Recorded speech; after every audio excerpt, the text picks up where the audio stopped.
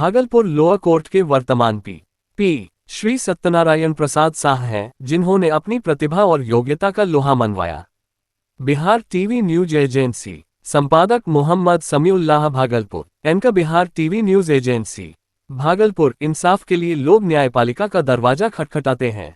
जिनके हाथों में न्याय करने का अधिकार होता है वे न्यायाधीश जज होते हैं और उनके रीढ़ की हड्डी अधिवक्ता वकील होते हैं। सरकार की ओर से मुकदमों की पैरवी करने वाले वकील को पब्लिक प्रोसिक्यूटर पी कहा जाता है। भागलपुर लोअर कोर्ट के वर्तमान पी श्री सत्यनारायण प्रसाद शाह हैं, जिन्होंने अपनी प्रतिभा और योग्यता का लोहा मनवाया है। इसी आधार पर उन्हें तीसरी बार इस पद के लिए नामित किया गया है। सत्यनारायण प्रसाद शाह का जन्म एक किसान परिवार में हुआ। उनकी जन्मभूमि सुल्तानगंज प्रखंड के अबजुगंज गांव है। उन्होंने अपनी प्रारंभिक शिक्षा गांव के ही स्थानीय विद्यालय से प्राप्त की। इसके बाद उच्च शिक्षा के लिए भागलपुर का रुख किया। उन्होंने बताया कि मेरे बड़े पिताजी ताऊजी हमेशा शिक्षा के प्रति मार्गदर्शन करते थे। हमारे परिवार में शिक्षा को सर्वोपरि माना जाता है।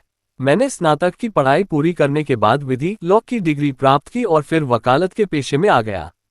बिना विधि की औपचारिक शिक्षा के इस क्षेत्र में आगे बढ़ना संभव नहीं था, इसलिए मैंने नियमित रूप से कानून की पढ़ाई की। वकालत के क्षेत्र में मुझे 90 के दशक में एक विशेष पहचान मिली। इसके पश्चात वर्ष 2012 में मुझे सरकारी वकील पब्लिक प्रोसिक्यूटर के रूप में नियुक्त किया गया। वकालत के क्षेत्र में ही निरंतर आगे बढ़ने के अवसर प्राप्त होते रहे। जब मैंने अपने पी के पहले कार्यकाल की शुरुआत की तो कई जटिल मुकदमे मेरे पास आए। उनमें से एक मामला भागलपुर का था, जो मेरे करियर का सबसे हाईलाइटेड केस रहा। यह मामला मेरे कार्यकाल की शुरुआत में ही मेरे पास आया था। इस केस में एक व्यक्ति लापता हो गया था और बाद में वह अपने ही घर में मृत पाया गया। यह मामला बेहद गंभीर प्रकृति का था, जिसे सुलझाने में काफी समय और परिश्रम लगा। अपराध से जुड़े मामलों में कई बार अत्यंत जटिल केस आते हैं। जब मैंने 2016 में क्राइम से संबंधित केसों की जिम्मेदारी संभाली, तब मुझे कई ऐसे मामले मिले जिनकी बारीकी से जांच करनी पड़ी। एक केस ऐसा था जिसमें धोखाधड़ी और जालसाजी का मामला था, जहां आरोपियों ने बड़े कौशल के साथ सबूत मिटा दिए थे। ऐसे मामलों को अदालत में साबित करना आसान नहीं होता है।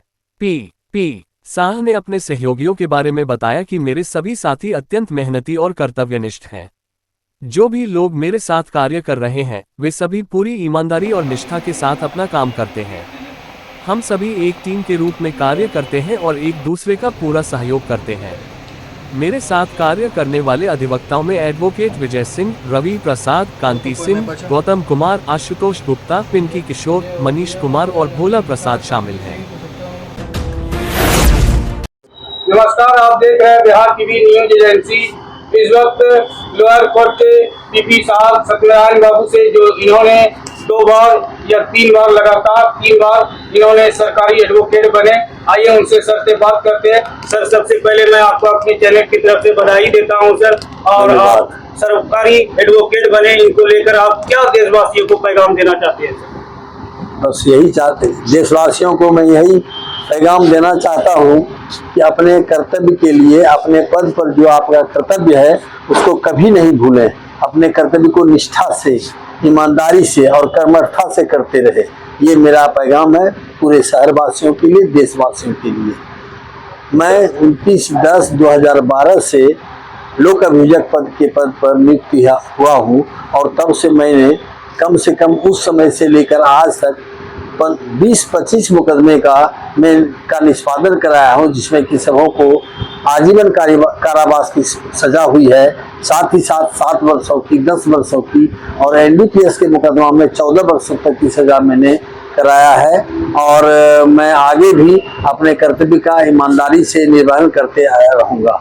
सर, देखते हैं कि पुलिस पकड़ के कोर्ट तक देते हैं और एडवोकेट भी जो है ना, उनको उनके ऊपर गौर फिक्र करके उनको जेल भेजा जाता है, लेकिन फिर जुर्म क्यों नहीं खत्म होता है सर? सबसे बड़ी बात यह है कि नए कानून के अनुसार, पूर्व में भी कानून था, उसका पालन नहीं हो रहा था, लेकिन नए कानून में सख्ती से उसको किया गया है कि जिस जिस मुकदमे में 7 साल से कम सजा है उसको कोर्ट द्वारा अनुसंधानकर्ता द्वारा 35(3) का लाभ देकर करके जब तक कि अनुसंधान खत्म नहीं होता है उनको गिरफ्तार नहीं कर सकती है। लेकिन उस परिस्थिति में भी गिरफ्तार कर सकती है जब वो 35(3) का उसको नोटिस दे दिया गया और उसके बाद वो फिरार चला आता है, तब न्यायालय के द्वारा वो फिरारी घोषित करते हुए न्यायालय के माध्यम से उस पर वारंट किया जाता है और उसे गिरफ्तार किया जाता है। और सबसे बड़ी बात है कि न्यायालय के कार्य प्रतिदिन जनसंख्या के हिसाब से मुकदमे की संख्या भी बढ़ती जा रही है, क्राइम भी बढ़ते जा रहा है। बहुत कोशिश किया जा रहा है कि क्राइम पर नकेल दिया जाए, लेकिन ऐसी अवस्था में पुलिस प्रशासन सतर्क रहते हुए भी घटना दुर्घटना हो जाती है। क्या सर पुलिस और एडवोकेट में क्या मेल नहीं बनता है? क्या पुलिस से भी मेल होता है और एडवोकेट से भी मेल होता है, लेकिन सवाल यह है कि घटना करने वाले किसी को कह के घटना नहीं करता है, घर के अंदर घटना कर देता है। घर के अंदर लोग अपने परिवार से छोड़ लेकर के फांसी लगा लेता है या कहीं जाने अनजाने में क्राइम कर देता है। उसको जब तक पुलिस पहुंचेगी तब तक वो क्राइम हो गया रहता है। इस कारण से ही मुकदमे का ये होता है और उसको कोई भी सरकार रहे कितना भी ईमानदारी बरते तो भी होगा, क्योंकि कदम कदम पर पुलिस को देना संभव नहीं है। पुलिस की संख्या और जनसंख्या के हिसाब से पुलिस बल और अधिक होनी चाहिए। सर आप जो है आपके रीजन में आप 3 टर्म से हैं, तो आपके रीजन में कोई ऐसा केस आया हो जिसमें आपको बड़ी दिक्कत आई हो या उसको सुलझाने में बड़ा लंबा टाइम लगा हो, तो कुछ ऐसा केस के बारे में बताइए। नहीं, केस का नंबर तो मैं नहीं बता सकता हूँ, ये मेरे नियम के विरुद्ध है। लेकिन ये मैं जरूर कहूँगा कि वैसे कई मुकदमे हैं जिसमें कि ये सब कठिनाई हुई जो कि आप बता रहे हैं। जैसे कि उसमें 65B होता है कि साक्ष्य के लिए उसमें साक्षी कमी के कारण से गड़बड़ी होती है, उसमें विलम्ब होता है। साक्ष्य हमें से FSL डिपार्टमेंट से साक्ष्य जब मंगाया जाता है तो उसमें आने में बहुत विलम्ब होता है, उसका प्रूफ नहीं कर पाता है, उसके कारण से भी विलम्ब होता है। सभी गवाहों की गवाही हो जाती है, 1-2 छोटे ये वस्तु प्रदर्श रहते हैं, जैसे FSL रिपोर्ट है या आपको या और सब चीजें हैं जिसके कारण से भी रुकता है और उसी में विलम्ब होता है। बाकी कोई कठिनाई नहीं होती है और सजा तो आप देख ही रहे हैं कि भागलपुर जिला में खास करके सजा की संख्या और मुकदमे के निष्पादन की संख्या दिनों दिन बढ़ोतरी होती जा रही है। अभी वर्तमान में मेरे नज़र में यह बिहार का यह तीसरा या दूसरा जगह है जहां सबसे अधिक मुकदमे का निष्पादन हुआ है। सर आप इस लीग से हट के एक सवाल क्या कर सकते हैं, ये जो हमारा समाज ऐसा क्यों हो गया सर, ज्यादा क्राइम हो रहा है, तो इस पर कुछ बताइए सर। जब क्राइम खत्म हो, आदमी का समय, मानसिकता और पारिवारिक कलह, ये सब कुछ ऐसी बातें हैं और कुछ बातें हैं जो कि गरीबी जिसको कहते हैं और कुछ बातें शौकिया होती है। ये सब कारण से क्राइम बढ़ता है। आप जब केस का इंजीनियर करते हैं तो इसमें तो आप पाते होंगे ये शौकिया है या फिर मजबूरी से बना है या बेरोजगारी के कारण बना है, तो ये कैसे आप साबित करेंगे? ये साबित करना बहुत मुश्किल बात है कि ये शौकिया है या बेरोजगारी से, लेकिन ऐसा लगता है उसका परिवेश देख करके, जैसे कि पता कि एक बड़े घर का बेटा है और वो क्राइम में संलग्न है। कोई गरीबी के कारण से भूखे मर रहा है, उसको कोई ऐसी संगति मिल जाती है जिसके कारण से उसको क्राइम की ओर ले जाता है, जिसको कहते हैं कि वो मैन्युफैक्चरर होता है क्रिमिनल का, वैसा मैन्युफैक्चरर हो जाता है जो कि क्राइम को बढ़ावा करवाता है। सर कहा जाता है कि देहाती करके पूरा इंडिया लेवल में यहाँ का जो फैसला बहुत लंबा खींचा चला जाता है।